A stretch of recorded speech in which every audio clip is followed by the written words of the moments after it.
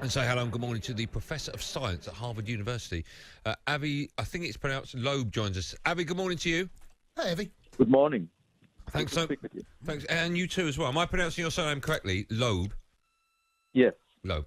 Avi, listen, thanks so much for coming on. So it says in front of me that aliens visited in 2016.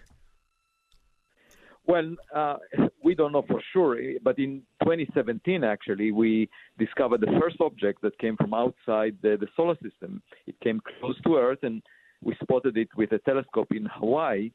And at first, people, astronomers thought that it's just like the rocks that we have found before in the solar system moving around, asteroids or comets.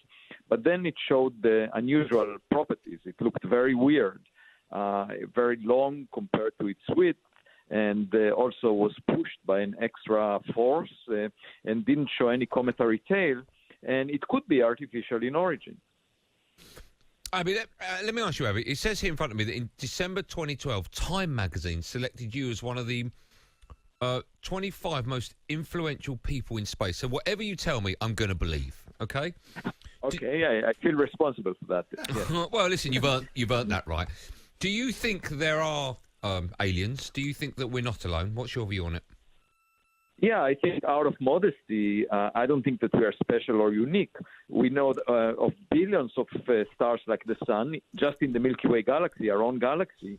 And we know that half of them have a planet like the Earth at the right distance from the star to have life. So I think it's quite likely that we are sort of common. And not only that, we are probably not the sharpest cookie in the jar. We are not the smartest. So we better search. We can bury our head in the sand and say there is nothing out there. And of course, we will not find anything. But we have the technology, actually. Astronomers can search for these things now. But, Avi, isn't it true that actually we probably might not want to know what's out there, just in case they are far more advanced than we are, that they actually could come and take over Earth. They could do all sorts of things. It might be the devil we don't know. No, it's better not to speak. I agree. It's better to listen, to look at the sky, not to speak too loudly, not to attract attention.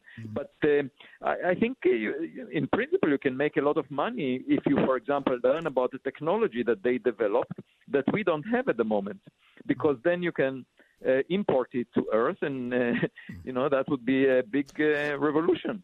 Avi, what do you make of things like Roswell and Area 51? What do you think's going on there when you read stories about that? No, I think none of these make sense because I don't think we deserve special attention. I don't think they will come to visit us and spend a lot of effort to get here. So I think they probably, we are quite common, and just like ants on a sidewalk, nobody pays attention to a specific ant. When you Is that we are? We're just ants.